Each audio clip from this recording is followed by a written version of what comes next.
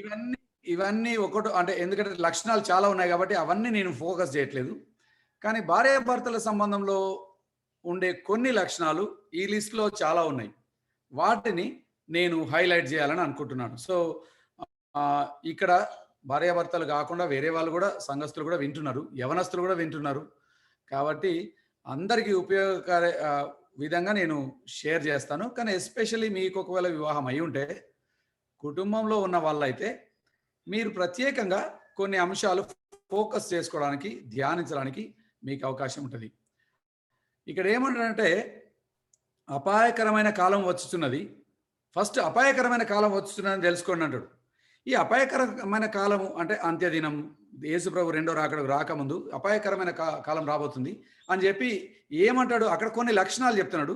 దీంట్లో వైవాహిక జీవితంలో, కుటుంబంలో ఉండే కొన్ని లక్షణాలు మాత్రమే నేను ఫోకస్ చేస్తున్నా. సో, ఎలాగనగా మనుషులు స్వార్థ ప్రియులు. ఫస్ట్ నంబర్ 1 ఏమంటారంటే పీపుల్ సెల్ఫిష్ అయిపోతారయ్యా. బాగా స్వార్థం వస్తుంది. అంటే త్యాగం చేయడం అన్నది అంటే ఇప్పుడు వివాహం ఉందనుకోండి, వివాహ జీవితంలో కానీ, కుటుంబ జీవితంలో కానీ, ఏ కుటుంబంలో అయినా అండి కొంచెం సమర్పణ, త్యాగం అనేవి లేనిదే కుటుంబంలో సంతోషం ఉండడానికి ఛాన్స్ లేదండి. ఏ కుటుంబమైనా సరే, వాళ్ళు గొప్పోళ్ళైనా, పేదోళ్ళైనా, చదువున్నోళ్ళైనా, చదువు రానోళ్ళైనా, భక్తిపరులైనా, భక్తిపరులు కాకపోయినా, విశ్వాసులైనా, విశ్వాసులు కాకపోయినా సరే, ఏ కుటుంబమైనా దునియాల కుటుంబం సంతోషంగా ఉన్నదంటే దాంట్లో ఖచ్చితంగా త్యాగము, లేకపోతే నిస్వార్థమైనటువంటి సేవ చేయడము, అట్లాంటి లక్షణము కొంతమంది కన్నా కుటుంబంలో ఉండాలి. అయితే స్వార్థం అంటే త్యాగం లేకుండా, సమర్పణ లేకుండా, త్యాగము సమర్పణ లేకుండా బాగా నాదే నాదే నా సుఖమే కావాలని కోరుకునేటోళ్ళు కుటుంబంలో ఎక్కువ మంది ఉంటే మాత్రం ఆ కుటుంబంలో సంతోషం ఉండడానికి అవకాశం లేదు. అయితే ఇక్కడ ఏమంటే ఎలాగనగా మనుషులు స్వార్థ ప్రియులు, స్వార్థ ప్రియులు, ఇక ధనాపేక్ష, బింకములాడువారు, అహంకారులు, దూషకులు అని ఇక్కడ ఏమంటే తల్లిదండ్రులకు అవిధేయులు అంటాడు మళ్ళా. సో మళ్ళీ ఒకసారి అది ఫ్యామిలీకి సంబంధించిన మాట. భార్యాభర్తల మధ్యలోనే నిస్వార్థం తగ్గింది, సమర్పణ తగ్గింది. ఎంత త్యాగం చేయాలా నేను? ఇప్పటికి 10 ఏళ్ల నుండి నేనే త్యాగం చేస్తున్నాను, నువ్వేం చేస్తలేవని భార్యలు ఫీల్ అవుతారు, భర్తలు కూడా ఫీల్ అవుతారు అట్లనే. సో ఇద్దరు కూడా నేనే ఎక్కువ త్యాగం చేస్తున్నా, నేనే చేయాల్సిన దానికంటే ఎక్కువ చేస్తున్నాను ఫీల్ అవుతారు. అది భార్యాభర్తల మధ్యలో సంబంధం.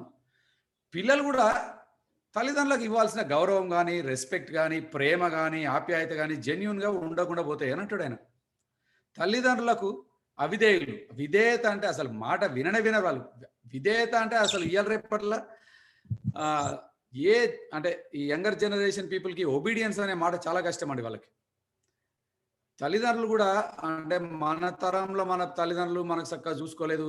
ఇప్పుడైతే మనకు మంచిగా దేవుడు చాలా అంటే డబ్బులు ఇచ్చినాడు, అవకాశం ఇచ్చినాడు కాబట్టి మనం కొంచెం వాళ్ళని మంచిగా చూసుకుందామని మీరు అనుకుంటారు. కానీ ఈ మంచిగా చూసుకోవడం ఏమైందంటే వాళ్ళకు బాగా చులకన ఎక్కువైపోయింది. అసలు విధేయత అసలు ఇయ్యాల రేపటి పిల్లలు మాట వినడం అనేది చాలా కష్టమైపోతుంది. అవిధేయులు. ఈ అవిధేయత అదొక్కటే కాకుండా అండి, కృతజ్ఞత లేనివారు అని మాట ఉంటుందండి. కృతజ్ఞత లేనివారు చాలా చాలా కుటుంబాల్లో కూడా అండి ఇది వాస్తవం. కృతజ్ఞత లేదండి. పిల్లలకు తల్లిదండ్రులు వాళ్ళు ఏం కష్టాలు పడుతుండ్రు, వాళ్ళకి ఏం బాధలు ఉన్నాయి, వాళ్ళకి ఏం తెలియదు. నాకు పలానా ఐఫోన్ కావాలంటే కావాల్సిందే, నాకు పలానా ల్యాప్టాప్ కావాలంటే కావాల్సిందే. నువ్వు రిక్షా దొక్కేటోనివి అయితేంది, నువ్వు పాస్టర్ అయితేంది, నువ్వు ఏదైతేంది, నా దోస్తులందరికీ ఇది ఉన్నది నాకు కావాలా అని బాగా అంటే అర్థం చేసుకోకుండా బాగా కృతజ్ఞత లేకపోవడం కాకుండా బాగా మ్యానిపులేట్ చేసే పిల్లలు, డామినేట్ చేసే పిల్లలు, సతాయిస్తున్న పిల్లలు మస్తు మంది అయిపోయారు. ఇప్పుడు ఈ ప్రపంచం అంతట్లో అట్లానే ఉన్నారు. సంఘం ఏం పెద్ద తేడాగా లేదండి. క్రిస్టియన్ చర్చెస్లో కూడా మన పిల్లలు ఏం పెద్ద డిఫరెంట్గా లేరు. ఉంటే ఉండాలా రూల్ ప్రకారం. అయితే మరి దేవుని వెంబడించే మనము డిఫరెంట్గా బతకగలగాల. భార్యాభర్తలు కూడా లోకంలో కంటే పెద్ద తేడా ఏం లేదు. పిల్లలు కూడా లోకం కంటే పెద్ద తేడా ఏం లేదండి. లోకస్తుల పిల్లలు ఎట్లున్నారో మన పిల్లలు అట్లా ఉన్నారు, లోకస్తుల భార్యాభర్తలు ఎట్లున్నారో మనం కూడా అట్లనే ఉన్నాం. అట్లా అవిధేయత, ఒబీడియన్స్ లేదు, కృతజ్ఞత లేదు. There is no thankfulness. Even భార్యాభర్తల మధ్యలో కూడా సరే మనకు చాలా ప్రాబ్లమ్స్ ఉన్నాయి, నీకు నాకు తేడాలు మస్తున్నాయి, నేనంటే నేను చేసేది నీకు నచ్చకపోవచ్చు, నువ్వు చేసేది నాకు నచ్చకపోవచ్చు. కానీ కృతజ్ఞత అంటే దేవా ఈమె నా జీవితంలో ఇచ్చినందుకు నీకు వందనాలు. అంత అంత గ్రాటిట్యూడ్ సీన్ ఎప్పుడో పోయింది. కృతజ్ఞత కాదు కదా! ఒకళ్ళంటే ఒకళ్ళకు మనకు అంటే ఒకలాంటి నాకేదో అన్యాయం అయిపోయింది. ఇట్లాంటోని ఇచ్చి నాకు పెళ్లి చేసినావు దేవా అన్నట్టు దేవుడినే బ్లేమ్ చేస్తున్నాం మనం. భార్యలు కూడా అట్లే బ్లేమ్ చేస్తున్నారు. భర్తలు కూడా అట్లే బ్లేమ్ చేస్తున్నారు. బయటికి చెప్తలేము గానీ, బయటికి అంతా ప్రైజ్ లాడే అంటున్నాం గానీ, నేను మనసులో ఉండే మాటలు చెప్తున్నా. కాబట్టి మీరేమనుకోకండి. ఇక్కడ ఉండే ఈ కాల్‌లో ఉండే మీరందరూ కూడా ఇప్పుడు చెత్తమన్న గురించి మీకు తెలిస్తే మీరేం ఆశ్చర్యపోరు. నేను ఇట్లా మాట్లాడుతున్నా అని. ఇక తెలవకపోతే ఏందిరా అన్న పబ్లిక్‌లో గాలి తీస్తున్నాను మీరు కొంచెం ఫీల్ కావచ్చు. కానీ ఫీల్ అయితేనరు వినండి. వాక్యం ఏం చెప్తుందో విని దేవుడు ఒకవేళ మీకేమైనా చెప్తే సరిదిద్దుకోవడానికి ప్రయత్నం చేసుకోండి. అనురాగ రహితులు అన్న మాట ఉంటుందండి తెలుగులో. అనురాగ రహితులు. సూపర్ మాట అది. అనురాగం, ప్రేమ అనురాగం. అనురాగం అంటే అవతల వ్యక్తి అంటే నీకు ఇష్టం. అవతల వ్యక్తితో సంబంధం గడపాలనే స్నేహం అంటే మంచి స్నేహము, మంచి సంబంధం. అనురాగ రహితులు. ఇంకా అతి ద్వేషులు అంటారు. అపవాదకులు ఇక అది చెప్పి ఇంకొక మాట ఉంటుందండి. కొంచెం కిందికి పోయినాక దేవుని కంటే సుఖానుభవమును ఎక్కువగా ప్రేమించేవారు అంటారు. దేవుని కంటే సుఖాన్ని ఎక్కువ ప్రేమిస్తారట. దేవుని కంటే సుఖాన్ని ఎక్కువ ప్రేమిస్తారంట. పైకి భక్తి ఉన్నది కానీ వీళ్ళకి లోపట ఏం లేదంటారు. ఇక ఇది మాత్రం మరి ఘోరం. డైరెక్ట్గా మన తెలంగాణ భాషలో తిట్టిండు. ఉత్త పైన పట్టారం లోన లొటారం రా వీళ్ళంతా. పైకి భక్తి, విశ్వాసులు అంటారు, బిలీవర్లు అంటారు, పాస్టర్లు అంటారు. కానీ వీళ్ళ పై రూపం చాలా డిఫరెంట్గా ఉంటుంది. లోపల మాత్రం ఏం లేదు. లోపల ఏం లేదు అన్నట్టు. నాకు చాలా యాక్చువల్గా అండి మీకు వాక్యం చెప్తున్నా కానీ నేను కూడా చాలాసార్లు అట్లా ఫీల్ అయినా. ఇప్పటికి నేను కొన్నేళ్ల నుండి మ్యారేజ్ కౌన్సిలింగ్ చేస్తున్నా నేను అక్క. But that does not mean మేము స్ట్రగుల్ కామని కాదు. మాకు కూడా ఇంకా పాపపు స్వభావం ఉంది, మాలో ఇంకా స్వార్థం ఉంది. మేము కూడా ఒకరినొకరు క్షమించుకోలేకుండా మేము కూడా ఒకరినొకరు గాయపరచుకుంటా అట్లా చాలాసార్లు మేము కూడా ఆన్ అండ్ ఆఫ్ స్ట్రగుల్ అయితేనే ఉంటాం. ఇప్పటికి కూడా అది ఎప్పుడో సంగతి కాదు నేను చెప్పేది, ఇప్పటికి కూడా. అయితే దేవుడు సహాయం చేస్తాడు. దేవుడు మనకు కృప చూపిస్తాడు. మనం ఆయన సహాయాన్ని కోరుకుంటూ మనం ఎదగడం నేర్చుకోవాలా. ఇక మానరు అని స్టక్అప్ కాకుండా కంటిన్యూస్గా ఎదగడానికి మనం నేర్చుకోవాలి. సాతానుడికి ఎక్కువ అవకాశం ఇవ్వకుండా మనం ముందు పోవడం నేర్చుకోవాలి. ఇంగ్లీష్లో కొన్ని మంచి మాటలు వాడతానండి. నేను ఇంగ్లీష్ బైబిల్లో ఉన్న కొన్ని మాటలు చెప్తా. ఏమంటే people will be lovers of themselves. ఇంగ్లీష్లో అబ్యూజివ్ అనే పదం వాడుతారు. అబ్యూజివ్ అంటే వాళ్ళకున్న సంబంధాన్ని బాగా సొంత లాభం కోసం వాడుకుంటారు. అబ్యూజివ్ అంటారు. అబ్యూజివ్ అంటే అన్నా సారీ మీది మీట్లో ఉండదు అన్నా, మీది మీట్లో నేను ఏదో టచ్ చేసినట్టున్నా. టచ్ చేస్తే అది ఇప్పుడే అయిందన్నా జానీ? లేదన్నా ఎవరు అన్మ్యూట్ చేసేసరికి నేను వాళ్ళని మ్యూట్ చేయలేదు. మీది మీట్లో. Sorry no problem. నా ప్రసంగం నచ్చకపోతే చెప్పురా జానీ, డైరెక్ట్ మ్యూట్ చేయ. లేదన్నా సారీ అన్న, ఎవరు అన్మ్యూట్ చేస్తే వాళ్ళని ఉత్తనే అంటున్నా లేరా. నేనే పొరపాటున ఎందుకంటే నేను నా మౌస్ పట్టుకున్నప్పుడు నేను ఏదైనా టచ్ చేసిన అనుకున్నా. But thank you for reminding. ఉత్తనే అంటున్నా జాన్, డోంట్ వరీ. కానీ అయితే అబ్యూజివ్ అనే మాట నాన్న కొంచెం మనం ఆలోచించాలా. అనురాగరహితులు అన్న మనం తెలుగులో అన్నాం కదా. అబ్యూజివ్ అనేది ఇంగ్లీష్ పదం వాడు. అబ్యూజ్ అంటే ప్రేమపూర్వకంగా చెప్పొచ్చు, కానీ ప్రేమపూర్వకంగా చెప్పే ఇది పోయి దాన్ని బాగా హార్ష్గా కఠినంగా చెప్పుకుంటారు అన్నట్టు. దెబ్బలు కొడితే దాన్ని అబ్యూజ్ ఉంటుంది. ఇప్పుడు మన ఇండియాలో అయితే బాగా తల్లిదండ్రులు ఇంతకుముందు కట్టెలు పెట్టి బెల్ట్లు పెట్టి పని పడి దాన్ని మస్తు కొట్టుకునేటోళ్ళం మనం. తల్లిదండ్రులు కాదు, ఈవెన్ భార్య భర్తలు కూడా కొట్టుకునేటోళ్ళు. ఇప్పుడు కూడా కొట్టుకునేటోళ్ళు ఉన్నారు. కాబట్టి మనం లేరని మనం పెద్ద ఊహించొద్దు. కానీ అబ్యూజ్ అంటే ఏంటంటే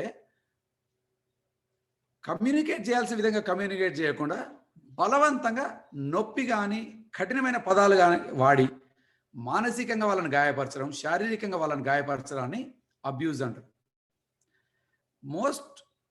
చాలా క్రైస్తవ వివాహాల్లో శారీరక అబ్యూజ్ కూడా ఉన్నది. అది చాలా చాలా విచారకరం, చాలా మనం సిగ్గుకరం, దేవునికి చాలా అపకీర్తి తెస్తుంది. శారీరకంగా కొట్టుకోగలడం అంటే కొట్టుకోవడం అది తప్పకుండా మనం మానాలండి. ఇదే లిస్టులో ఇదే లిస్ట్లో ఇంకోటి ఏమనంటే వితౌట్ సెల్ఫ్ కంట్రోల్ అంటాడు. 3వ వచనంలో వితౌట్ సెల్ఫ్ కంట్రోల్ అంటే వాళ్ళకి సెల్ఫ్ కంట్రోల్ లేదు. సెల్ఫ్ కంట్రోల్ లేదు కాబట్టి ఇక కోపం వస్తే కొట్టుడే, కోపం వస్తే ఇక ఏమవుతాడో తెలియదు. ఈయన పాస్టర్గా ఉన్నప్పుడు మంచిగానే ఉన్నాడు కానీ కోపం వచ్చిందంటే మాత్రం మనిషి కాదంటాడు. అరే నువ్వు కోపం వచ్చినప్పుడు ఎట్లా ఉంటావు అనేదే చాలా ఇంపార్టెంట్ పరీక్ష. సెల్ఫ్ కంట్రోల్, ఆశా నిగ్రహం అని ఉంటుంది తెలుగులో, ఆశా నిగ్రహం. సో కోపం వస్తుందండి, మనందరికీ కూడా డిసప్పాయింట్మెంట్ ఉంటుంది, కోపం వస్తుంది. కానీ మనం సెల్ఫ్ కంట్రోల్ ఉండాలి. అంటే చేతులు లేపుకొని కొట్టుకోవాలనే స్థితికి రావాల్సిన అవసరం లేదు. ఈవెన్ మాటలు కూడా ఎట్లాంటి మాటలు వాడుతున్నాం, ఎందుకంటే చేతులతో దెబ్బలు తింటే ఎట్లాగైతే బాధగా ఉంటుందో ఈవెన్ మాటలతోని కూడా మనం మస్తు దెబ్బలు తీసుకోవచ్చు అండి. నిజంగా చెప్పాలంటే మాటల దెబ్బలు ఏం తక్కువ కాదు. మాటల దెబ్బలు ఇంకెక్కువ కాలం మనసును గాయపరిచే అవకాశం ఉంటుంది. అయితే ఇదే లిస్ట్లో ఏముంటుందంటే unholy, ungrateful, without love, unforgiving, rash అనే పదం వాడతాడు తెలుగులో. ఇంగ్లీష్లో ర్యాష్ అంటే కఠినంగా ఉంటారు. లవర్స్ ఆఫ్ ప్లెజర్, సుఖాన్ని బాగా ప్రేమిస్తారు. సుఖం సుఖం సుఖం, నా సుఖం కావాలి, నాకైతే కష్టం కావద్దు. త్యాగం చేయడం ఇష్టం లేదు, పంచుకోవడం ఇష్టం లేదు. ఇట్లాంటి లక్షణాలు ఉన్న వాళ్ళు చాలామంది ఉంటారు. జాగ్రత్త అయ్యా, మీరు అట్లాంటి వాళ్ళు దూరం ఉండండి అని పౌలు చెప్తున్నాడండి. సరే, ఎప్పుడైనా ఈ ప్యాసేజ్ గురించి మనం మెడిటేట్ చేసుకోవచ్చు. కానీ నేను దాన్ని ఆధారంగా తీసుకొని అంత్య దినాల్లో ఉన్నాం కదా, మనం ఎండ్ టైమ్స్లో ఉన్నప్పుడు సాతానుడు మన కుటుంబాలను ఎట్లా ఎఫెక్ట్ చేస్తున్నాడు అనేది మనం జాగ్రత్తగా చూసుకోకపోతే మాత్రం తెలియకుండానే మన కుటుంబాల్లో ఎంతో అసమాధానం, ఎంతో పెయిన్, ఎంతో సఫరింగ్, ఎవరికి చెప్పలేం, ఎవరితో పంచుకోలేం. మళ్ళీ అట్లానే ఏం లేనట్టు పైకి మాత్రం డ్రామాలు చేస్తూ ఉంటాం. ఈ విషయం అందరికీ అవుతుందని పౌలు జ్ఞాపకం చేస్తున్నాడు. కాబట్టి ఇప్పుడు నా ఒక్కని కుటుంబంలోనే ఇట్లా అవుతుందని మీరు ఫీల్ కాకండి, చాలామంది కుటుంబాలు అవుతుంది. కానీ ఏంటంటే మనం జర ఓపెన్గా ఒప్పుకోవడం నేర్చుకుని ఒకరితో ఒకరు మాట్లాడడం నేర్చుకుంటే మనం మంచిగా అంటే కరెక్ట్ చేసుకోవడానికి అవకాశం ఉంటుంది. కాబట్టి ఎవరో రెఫరెన్స్ అడుగుతున్నారు, 2 Timothy chapter 3 verses 1-5 sister. 2 Timothy chapter 3 verses 1-5లో ఇప్పుడున్న కొన్ని లక్షణాలు నేను చదివినాను. అయితే ఇప్పుడు ఇక ఈరోజు మనం ధ్యానించాలనుకున్న మెయిన్ క్యారెక్టర్, నేను ఇప్పటిదాకా కొంచెం థియరీ చెప్పిన కదా, థియరీ చెప్పిన అది మన లైఫ్లో ఎట్లయితుందో కూడా చెప్పిన. ఇప్పుడు ఒక నిజంగా జరిగిన ఒక బైబిల్ క్యారెక్టర్ని తీసుకొని వస్తాం. దావీదు జీవితంలో సౌలు కుమార్తె ఆయన మీకాలును ఆయన చేసుకున్నాడండి పెళ్ళి. సౌలు కుమార్తె అయిన మీకాలుకు దావీదుకు వివాహమైంది. వీళ్ళది నిజంగా చెప్పాలంటే ఒక మంచి romantic love story. By the way, ఈ ప్రసంగం వింటున్న ఫ్యామిలీస్లో ఐఎమ్ షూర్ భార్యాభర్తలే కాకుండా యవనస్తులు కూడా వింటుండేమో. చాలామంది యంగ్ పీపుల్ లవ్ అంటే ప్రేమించి పెళ్లి చేసుకున్న వాళ్ళు మస్తు సుఖంగా ఉంటారని వాళ్ళు అనుకుంటారు. అండ్ ఎప్పుడు ఇట్లాంటి క్వశ్చన్, అన్న మనం ప్రేమించి పెళ్లి చేసుకోవచ్చా అని ఇట్లాంటి క్వశ్చన్లు అడుగుతూ ఉంటారు. ప్రేమించడంలో తప్పేం లేదండి. అగైన్ దేవుడు మీకు రావాల్సిన వయసు వచ్చినాక, మీకు బాధ్యత వచ్చినాక, నువ్వేందో నువ్వు బాగా అర్థం చేసుకున్నాక దేవుడు నీకు అంటే సరి అయిన వ్యక్తిని నీ దృష్టికి తీసుకొని వస్తే ఇష్టపడటము, ప్రేమించడము దాంట్లో ఏం తప్పలేదు. కానీ ఈ ఇష్టాలు, ఈ ప్రేమలే మమ్మల్ని ఎప్పుడు సుఖంగా ఉంచుతాయి అనుకుంటే మాత్రం ఇక దానికంటే ఘోరమైన మోసం ఇంకోటి ఏం లేదు. ఈడ పెళ్ళైన వాళ్ళని ఎవ్వరన్నా అడగండి చెప్తారు, ప్రేమించి పెళ్లి చేసుకొని స్పెసిఫిక్ అడగండి వాడు ఇంకా పెద్ద స్టోరీ చెప్తాడు. ఎందుకంటే వాళ్ళకు ఆ ప్రేమలు ఉన్నప్పుడు వాళ్ళకు చాలా విషయాలు చక్కగా కనబడవు. They are blinded to many other realities. వేరేటోళ్ళు చెప్తూనే ఉంటారు అందరు, అరే ఇది కుదరదు రాబాయ్, ఎట్లా కుదరదు అంటే, అన్న మా ప్రేమ ఫుల్ కవర్ చేస్తుంది, అన్నిటిని కవర్ చేస్తుంది రా బాగా. అట్లాంటి ప్రేమ మాకు ఇప్పటిదాకా ఇంత మటుకు ఎవడు రాలే చరిత్రలో. ఎవడి ప్రేమ అట్లనే ఉంటుంది. వాళ్ళు అనుకుంటారు అయ్యా మా అంత లైలా మజ్ను గాడు ఎవడు లేడు అనుకుంటారు. ఎవరికి వాళ్ళు అట్లే అనుకుంటారు. మా అంత ప్రేమ, మా అంత త్యాగం, అన్న ఆమె నా కోసం ప్రాణమన్నా ఇస్తుంది అంటాడు. అట్నే అనుకుంటారు. పెళ్లి చేసుకొని చూడు తర్వాత ఏమవుతుందో. అయితే ప్రేమించి పెళ్లి చేసుకుంటే మొత్తం సెట్ అయిపోతుంది అని చాలా మంది ప్రేమ అని బాగా హైలైట్ చేస్తారండి. యాక్చువల్గా వాక్యానుసారమైన ప్రేమ ఈజ్ వెరీ డిఫరెంట్. ఆ టైంలో మీకున్నది నిజంగా ప్రేమ కాదు. ఇంగ్లీష్లో దాన్ని ఇన్ఫాచ్యుయేషన్ అని అంటారు. ఇన్ఫాచ్యుయేషన్ అంటే ఒక వ్యక్తికి నువ్వు ఆకర్షించబడి కేవలము శారీరకంగా లేకపోతే పర్సనాలిటీస్, షాలో లవ్ అన్నట్టు. అంటే ఆమె రూపం నీకు నచ్చింది, ఆమె పర్సనాలిటీ నీకు నచ్చింది. రూపం, పర్సనాలిటీ ఇవన్నీ పైనే అండి. అంతకంటే డీప్‌గా ఉన్నటువంటిది క్యారెక్టర్, విశ్వాసం. అది మీకు కనబడదు ఆ టైంలో. ఈ రూపాన్ని చూసి, లేకపోతే పర్సనాలిటీని చూసి, ఆమె డబ్బును చూసో, అందాన్ని చూసో అట్లాంటి వాటికి ఫ్లాట్ అయితారు చూడు. దాన్ని ఇన్‌ఫాచ్యుయేషన్ అంటారు. అంటే నీ ప్రేమ కేవలం బాహ్యమైన వాటిని చూసి ఆకర్షించబడ్డది కాబట్టి. దావీదు దావీదు మికాల్ లైఫ్‌లో గూడా మనం చాలా బ్యూటిఫుల్‌గా, అయితే మీ దగ్గర నోట్‌బుక్ ఏమైనా ఉంటే నేను జస్ట్ కొన్ని వచనాలు చెప్తా ఉంటా. మీరు అవి రాసుకోండి. నేను ఒక స్టోరీ లాగా చెప్పుకుంటూ పోతా. ఈరోజు నా ప్రసంగం బేసికల్‌గా దావీదు మికాల్ నుండి మనం ఏం నేర్చుకోవచ్చు. మీకాలు దగ్గర నుండి స్త్రీలు మీరు కొన్ని విషయాలు నేర్చుకునేది ఉన్నది. దావీదు దగ్గర నుండి పురుషులు, భర్తలు మేము కొన్ని విషయాలు నేర్చుకునేది ఉన్నది. సో దావీదు నుండి మీకాల్ నుండి మనం ఏం నేర్చుకోవచ్చు. కుటుంబాలుగా మనం ఎట్లా ఒకరినొకరు గాయపరచుకుంటా దూరం పోకుండా ఒకరినొకరు అర్థం చేసుకొని దగ్గరకు వచ్చి దేవునికి మహిమకరంగా జీవించాలా అనేది ఈరోజు నేను ఒక స్టోరీ లాగా చెప్పుకుంటూ పోతా. సో దావీదు మీకాలు స్టోరీ మొదటి సమూయేలు, 2 సమూయేలు 2 గ్రంథాల్లో ఉన్నదండి. సమూయేలు గ్రంథము, మొదటి సమూయేలు గ్రంథంలో కొంచెం స్టోరీ ఉన్నది. రెండో సమూయేలు గ్రంథంలో కొంచెం స్టోరీ ఉన్నది. సో మీరు బైబిల్ని ఆడదాకా తీసి పెట్టండి. We will start with the love story. ప్రేమ, వీళ్ళు లవ్లో ఉన్నది. మొదటి సమూయేలు గ్రంథం అంతా కూడా లవ్ స్టోరీ. ఓకే, వాళ్ళు ప్రేమలో ఉన్నప్పుడు వాళ్ళు మంచి అంటే వాళ్ళు ఒకరికొకరు ఎట్లా అర్థం చేసుకుంటారు, ఏం చేసిన అనేది మొదటి సమూయేలు గ్రంథంలో ఉంటుంది. దాని తర్వాత చిన్న ప్రాబ్లం వస్తుంది వాళ్ళకి, వాళ్ళు దూరం అయిపోతారు. దూరం అయిపోయినాక మళ్ళా సెకండ్ సమూయేల్లో 3వ అధ్యాయానికి వచ్చేసరికి మళ్ళా దగ్గరికి వస్తారు.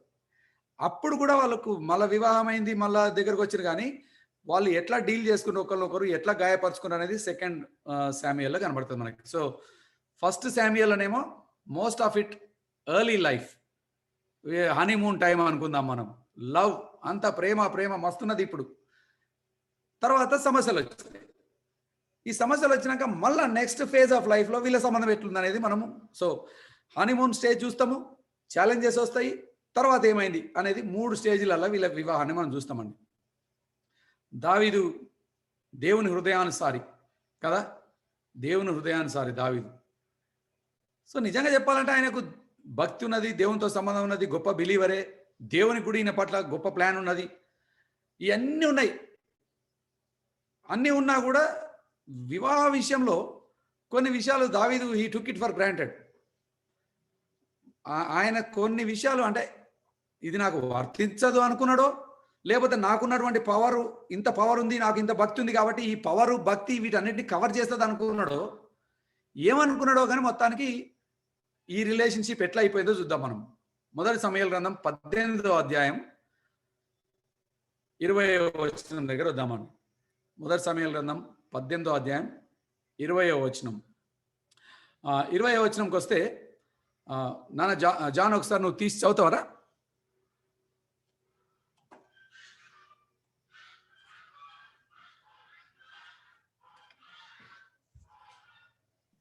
అన్నా వేసానా?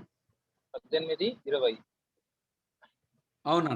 అయితే తన కుమార్తె అయిన మీకాలు దావీదు మీద ప్రేమ కలిగి ఉండగా సౌలు విని సంతోషించి. వినండి, తన కుమార్తె అయిన మీకాలు దావీదు మీద ప్రేమ కలిగి ఉండగా సౌలు విని, ఇగో ఈయన ఎట్లాంటి ఫాదర్ అంటే యాక్చువల్గా ఈ స్టోరీలో అండి ఒక్కొక్క క్యారెక్టర్ ఒక్కొక్క అజెండా, ఒక్కొక్క ఉద్దేశంతో పనిచేస్తున్నారు. సౌలు మీకాలుకు నాన్న, తండ్రి కాబట్టి అరే నా బిడ్డకు ఏది మంచిది, ఏది చేస్తే నా బిడ్డకు శ్రేష్టము అని ఆమె మేలు కోరుకొని ఈయన ప్లాన్ చేస్తలేడండి. ఈయన రాజు, ఈయన రాజ్యాన్ని ఈయన కాపాడుకోవాలా. ఈయన రాజ్యాన్ని కాపాడుకోవడానికి దావీదు అనేటోడు ఒక ఆటంకం వస్తున్నాడు. ఆటంకం వస్తుంటే ఈ ఆటంకాన్ని మనం జయించలేకపోతే, ఆటంకాన్ని మనం సొంతం చేసుకునే ప్రయత్నంలో ఈయన స్వార్థంతో, అంటే బిడ్డ మేలుగోరు కాదు, కేవలం స్వార్థంతో దావీదును సంహావ్ ఎట్లనే కంట్రోల్ పెట్టుకోవాలనుకొని ముందు ఆయన మొదటి కూతురునిచ్చి పెళ్లి చేద్దామని ప్రయత్నం చేస్తే అది కుదరలే. దావీదు కాదన్నాడు. దావీదు అప్పుడు చాలా హంబుల్గా ఉండే, నేనేంది రాజుకు అల్లుడు కావడం ఏంది, నాకు సాధ్యము, అస్సలే వద్దంటాడు. ఇదే అధ్యాయంలో మీరు చదవండి, ముందు వర్సెస్ ఉంటుంది. లే అసలే వద్దంటాడు. వద్దంటాడు, పక్కకి వెళ్ళిపోతాడు. అరే మంచి ఛాన్స్ మిస్ అయింది అనుకుంటాడు సౌలు. తర్వాత ఏం గమనించినంటే తన రెండో కూతురు అయినటువంటి మీకాలు దావీదును ప్రేమించి అని చూస్తాం మనం. అయితే బైబిల్‌లో మనం చూస్తే అండి డిఫరెంట్ స్టోరీస్‌లో మోస్ట్ ఆఫ్ ద టైమ్ పురుషులే యూజువల్లీ ఇనిషియేటివ్ తీసుకొని ముందు వాళ్ళు ప్రేమిస్తారు. అట్‌లీస్ట్ వాళ్ళ ప్రేమను వ్యక్తం చేస్తారు. ప్రేమ మరి ఎక్కడ అవతలోళ్ళు కూడా ప్రేమించొచ్చు. ప్రేమ అనేది స్త్రీలు కూడా ముందు ప్రేమించవచ్చు, పురుషులు కూడా ముందు ప్రేమించవచ్చు. దానిలో పెద్ద ఆశ్చర్యం ఏం లేదు కానీ మోస్ట్ ఆఫ్ ద టైమ్ పురుషులు ఇనిషియేటివ్ తీసుకుంటారు. కానీ ఈ కేసులో ఈమెనే ఇనిషియేటివ్ తీసుకున్నది. ఆమెకే ముందు దావీదు అంటే ఎందుకు దావీదు గొలియాతును చంపిండు ఇప్పుడే. పెద్ద హీరో అయిండు ఆయన. ఈ హీరో వచ్చేసరికి ఇక మరి అంత పెద్ద హీరో కాబట్టి ఈయన నేను చేసుకుంటే బాగుండు అనేది ఈమెకు ఆయన హీరోయిజం నచ్చింది. నచ్చి ఆమెకు ఆయన అంటే ప్రేమ. She loved him first. అప్పటిదాకా మరి దావీదుకి అది అంటే ఏం వెలగలే, ఎందుకంటే ముందు ఫస్ట్ డాటర్ని వద్దన్నాడు కదా. ఆమె ప్రేమించి అయితే సౌలు దీన్ని ఫుల్ అడ్వాంటేజ్గా తీసుకొని రాజకీయం ఆయన స్వార్థం కోసం ఈ రిలేషన్షిప్ని వాడాలనుకున్నాడండి. అగైన్ నేను ఒక విషయం చెప్పాలనుకున్నాను. మన స్వార్థం కోసం మన వేరే అజెండాల కోసం రిలేషన్షిప్స్ వాడడం అంటే చాలా సిగ్గుకరమైన విషయం అండి. సంబంధాలు వాటిని వీలైనంత ప్యూర్గా ఉంచితే మంచిది. అప్పుడు ఎక్కువ కాలం ఉంటాయి, సంతోషంగా ఉంటాయి. కానీ మన సంబంధాన్ని మన సొంత స్వార్థం కోసం ఎప్పుడైనా గిన వాడుకుంటలే అంటే ఏ సంబంధమైనా, భార్య సంబంధమైనా, స్నేహమైనా, లేకపోతే చర్చ్ మెంబర్లు అయినా, స్నేహము సంబంధము అంటే మన పర్సనల్ రాజకీయాల కోసం, పర్సనల్ అజెండాల కోసం వాడుకోవడం చాలా హాని తీసుకొస్తుంది. అట్లనే మనం ఇప్పుడు నాకు అవసరం ఉన్నప్పుడు నేను జాన్ ప్రభాకర్నో, అగస్ట్నో, బెంజినో కాల్ చేస్తారే, నాకున్న స్నేహంతో నేను వాళ్ళని కాల్ చేసి ఏదైనా పని చెప్తా. నేను దాని గురించి కాదు నేను అనేది. స్నేహంలో మనకు మంచి అండర్స్టాండింగ్ ఉండి ఒకరితో ఒకరు మనం ఒకరినొకరు బలపరచుకోవాలో పని చెప్పుకోవడం తప్పేం కాదని వాళ్ళకి తెలియకుండా నేను వాళ్ళ సంబంధాన్ని నా స్వార్థం కోసం వాడుకోవడం అనేది బాగా గాయం చేస్తుంది. సౌలు అట్లా వాళ్ళ డాటర్ని వాడుకోవాలనుకున్నాడు. మొత్తానికి వాళ్ళ డాటర్ అనుకుంటుంది, అబ్బా మా డాడీ ఎంత మంచివాడు, మంచిగా అర్థం చేసుకొని నా మనసులో ఉన్న పిల్లగాన్ని ఇచ్చి పెళ్లి చేస్తున్నాడని ఆమె అనుకుంటాను. ఆమెకు తెలియదు వాళ్ళ డాడీ అంత మంచివాడు కాదని. తర్వాత అర్థమై ఉంటుంది వాళ్ళ డాడీ ఎట్లాంటోడని. కానీ అప్పుడే సంబంధం స్ట్రెయిన్ అయిపోతుంది. ఏమైంది, ఆయన గమనించిండు ఈమెకు ఈ దావీదు అంటే ప్రేమ ఉందని. దావీదు కూడా తర్వాత తెలిసింది ఈ సంగతి, దట్ మీకాల్కు ఆయన అంటే చాలా ఇష్టమని. సో అదే అధ్యాయంలో 27వ వచనంలో చూస్తే ఏమని ఉంటుందంటే,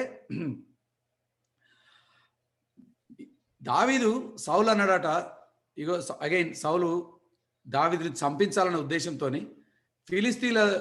ఫిలిస్తీన్ల ఒక 100 మంది ఫిలిస్తీన్ల యొక్క ఫోర్స్కి నువ్వు తీసుకురావాలా, అది ఇచ్చితే నువ్వు ప్రూవ్ చేసినట్టు నా కూతురు మీద నీకున్న ప్రేమ అని అంటాడు. నిజంగా అసలు ఇది ఎట్లాంటి షరత్ అంటే ప్రపంచంలో ఎవ్వడు ఇట్లాంటి షరతు పెట్టాడు.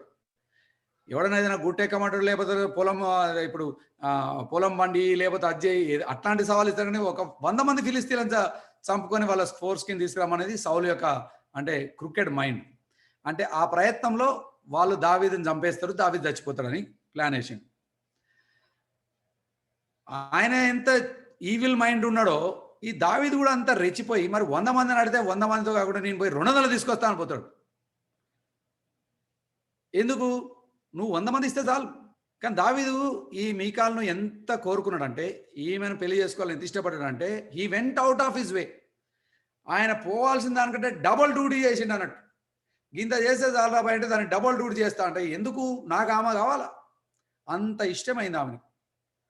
సో ఇదంతా మీకు ఎందుకు చెప్తున్నా అంటే, వీళ్ళు ముక్కు ముఖం తెలవకుండా అరేంజ్డ్ మ్యారేజ్ అయిన కేసు కాదండి. వీళ్ళు అన్న నాకు ఆమె తెలియదు, ఆమె నాకు తెలియదు, ఆయన మా తల్లిదండ్రులు ప్రార్థన చేసి పెళ్లి చేసి నాకు ఆమె తెలియదు, ఈ కేసు కాదు. వీళ్ళిద్దరు ఒకరినొకరు ఎంత ఇష్టపడారంటే, ఆమె ఆయన ఇష్టపడ్డది, ఆయన ఆమె కోసం పోయి 100 మందిని చంపుకోమంటే 200 మందిని చంపుకొని వచ్చి he went out of his way, double duty చేసిండు జస్ట్ టు గెట్ హర్. ఇదంతా కూడా అంటే ఎర్లీ స్టేజ్, నేను చెప్పిన కదా, హనీమూన్ స్టేజ్, లవ్ స్టేజ్, ప్రేమలో ఉన్నప్పుడు, ఇంకా వాస్తవంలోకి వాళ్ళు సింక్ కాకముందు, అంటే ఈ సంబంధం సమర్పణలోకి రాకముందే.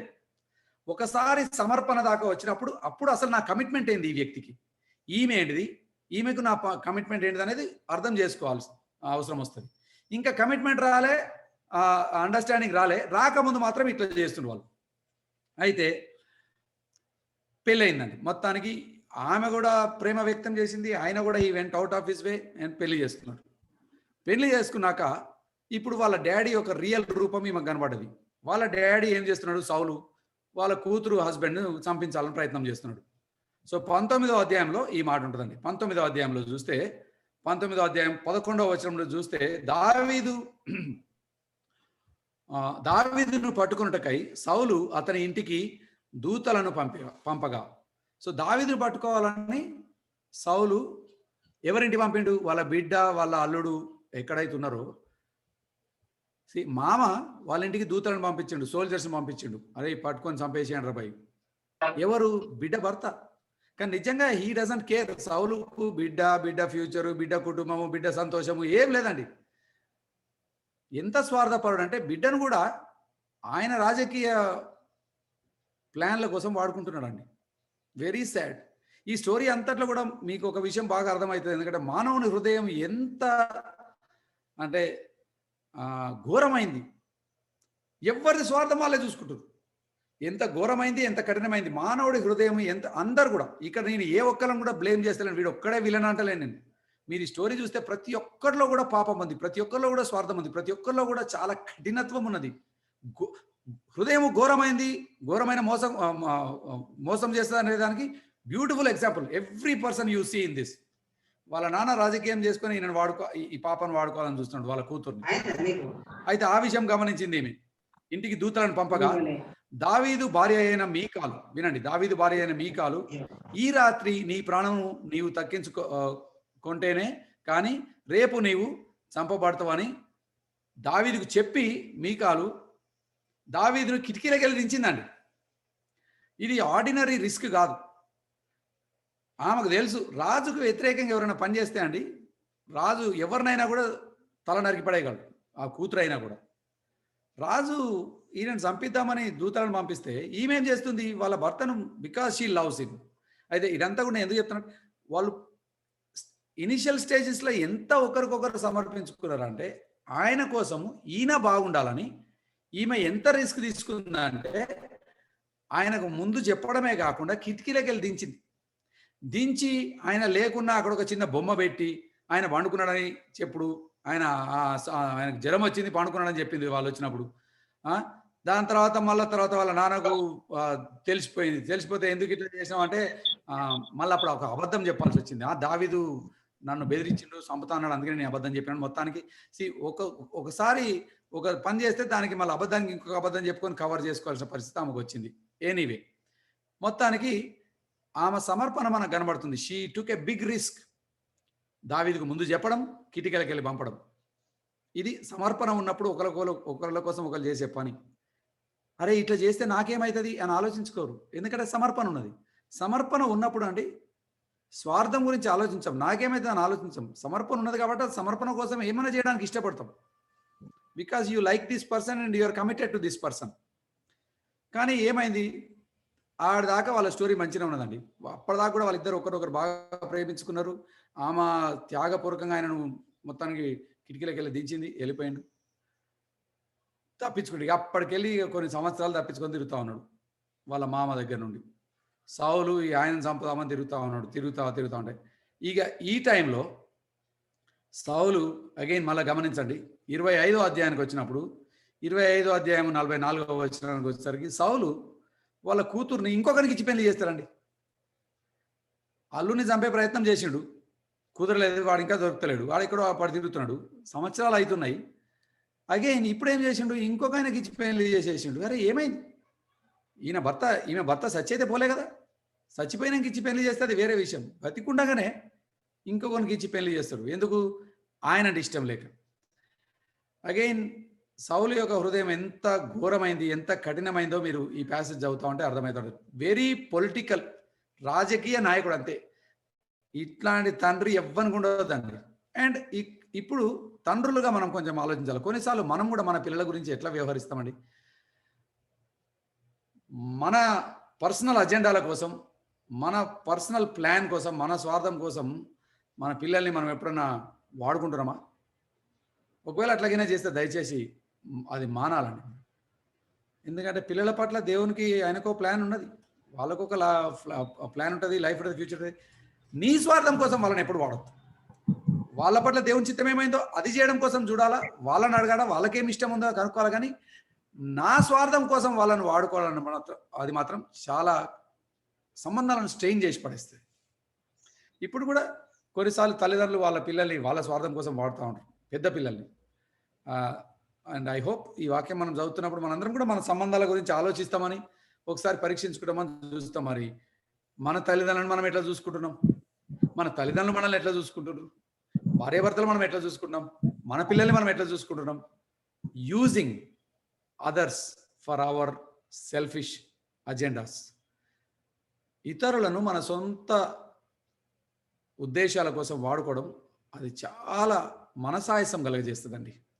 ఆ వ్యక్తికి ఎప్పుడైతే ఆ సంగతి తెలుస్తుందో, అబ్బా గీ అన్న మంచోడు, మంచిగా నా దోస్తు, నా స్నేహితుడు నన్ను మంచిగా అర్థం చేసుకొని ప్రేమించినాడు అని నేను మనస్ఫూర్తి అని చెప్తే ఇట్లా నన్ను వాడుకుంటాడని నేను అనుకోలే. ఒక్కసారి నన్ను వాడుకున్నాడు అనే పదం ఒకసారి వస్తే అండి మనసు మస్తు గాయపడుతుందండి. ఈమె పాపం, ఈమెకి ఇప్పుడు వెలిగింది. ఓ అసలు ఫస్ట్ నుండి మా డాడీ ఎంత మంచిగా, ఫస్ట్ ఏమన్నా నేను మా డాడీ ఎంత మంచిగా అర్థం చేసుకున్నాడు, నా మనసులో మాట అర్థం చేసుకున్నాడు, నాకు ఇష్టమనగానే ఇష్టమైన పిల్లగానే పెళ్లి చేస్తున్నాను అనుకున్నది కదా. ఇప్పుడు ఆయన ట్రూ కలర్ కనబడడానికి అర్థమైంది. అబ్బాయి మా డాడీ ఇంత ఘోరమైనవాడు, అంటే సొంత కూతుర్ని కూడా ఆయన ప్లాన్స్ కోసం వాడుకుంటున్నా అనేది బాగా తెలిసిపోయింది. బాగా గాయపడి ఉంటుంది. మీకాల్ ఆమె లైఫ్లో అండి మీరు యాక్చువల్గా ఆమెనే ఒక క్యారెక్టర్కి స్టడీ చేస్తేలే ఆమె లైఫ్లో పాపం ఆశలు కోరికలు అందరిలాగానే ఉన్నాయి. కానీ ఆమె లైఫ్లో వచ్చిన ప్రతి వాళ్ళు కూడా ఆమెను వాడుకున్నారు అంతే. ఎవ్వరు కూడా ఆమెను జెన్యూన్గా ప్రేమించి ఆమెను అర్థం చేసుకొని ఆమెను బలపరిచినాడు ఎవ్వరు లేడు. ఫస్ట్లో దావీదు ప్రేమించినట్టు చేసిండు, కానీ తర్వాత ఆయన కూడా వాడుకున్నాడు. సౌలు డాడీ ఆయన కూడా టోటల్గా ఫస్ట్ నుండి లాస్ట్ దాకా వాడుకున్నాడు. ఆమెను ఎక్కువ గాయపరచకుండా నిజంగా ప్రేమించి మంచిగా చూసుకున్నాడు ఎవడంటే ఈ 25వ అధ్యాయంలో సౌలు ఒక ఆయనకి ఇచ్చి పెళ్లి చేసింది చూడండి. ఆయన పెద్ద పెద్ద పేరున్న వ్యక్తి కాదు, ఆర్డినరీ పర్సన్ ఎవడో. ఆయన ఇక్కడ తప్ప మళ్ళీ ఎక్కడ చూడడం మళ్ళా. కానీ ఆ వ్యక్తి మాత్రం జెన్యూన్గా ప్రేమించిండండి ఈవెన్ దో ఆమెకు ఆల్రెడీ పెయిన్ అయినా కూడా ఆ వ్యక్తి మాత్రం జెన్యూన్గా ప్రేమించింది. అది ఎట్లా తెలుసు మనకంటే మళ్ళా 2వ సమూయేలు గ్రంథం వచ్చినప్పుడు దావీదు డిమాండ్ చేసి ఈమెను తీసుకుపోతుంటే ఆయన ఏడుస్తూ ఉంటాడు, అయ్యో నా భార్యను తీసుకుపోకండి అని. సో ఒక విధంగా ఆయన ఒక్కడే ఈమెను జెన్యూన్గా ప్రేమించి కేర్ చేసిన వ్యక్తి. ఇక ఈమె చుట్టూన్న మిగతా వాళ్ళు అందరూ ఆమెను వాడుకునేటోళ్ళే. This is only one person who genuinely loved her. ఆ వ్యక్తి నుండి కూడా మళ్ళీ దూరం అయిపోయింది. సరే, ఇక నేను స్టోరీ చెప్తున్నా కదా, ఇంకా ముందుకు పోతాను. 2వ సమూయేలు గ్రంథంకి వద్దాం. సరే, సౌలు దావీదును చేజ్ చేస్తున్నాడు. దావీదు పోయిండు, చాలా ఏళ్ళు పడిపోయిండు. పోయినాక అక్కడ కొన్నేళ్ళల్లో అబిగేల్ కూడా వివాహం చేసుకున్నాడు. ఈ టైంలో సౌలేమో వీళ్ళ కూతుర్ని ఇంకొక ఆయనకి ఇచ్చి పెళ్లి చేసిండు. అంతే అయిపోయినాక మళ్ళా సౌలు చనిపోయినాక దావీదు పవర్లోకి వస్తున్నాడండి. సో 2వ సమూయేలు గ్రంథంలో దావీదు పవర్లోకి వస్తున్నాడు, రాజుగా వస్తున్నప్పుడు ఈయన ఏం చేస్తాడో చూడండి మీరు. రాజుగా పవర్లో వస్తున్నాడు. ఇన్నేళ్ళు మరి మీకాలతో ఏం టచ్ లేదు. మరి ఈమెకేమైతుందో ఆయన తెలియదు. మరి ఆయన ప్రపంచంలో ఆయన ఉన్నాడు, ప్రాణాన్ని కాపాడుకుంటూ దాచుకుంటూ ఉరుక్కుంటూ మరి బతికింటూ మధ్యలో అబిగేల్ వస్తే అబిగేల్ని పెళ్లి చేసుకున్నాడు, మొత్తానికి సెటిల్ అయిపోయాడు, అక్కడే ఉన్నాడు. ఇన్నేళ్ళు మీకాల్ టచ్లో రాలే.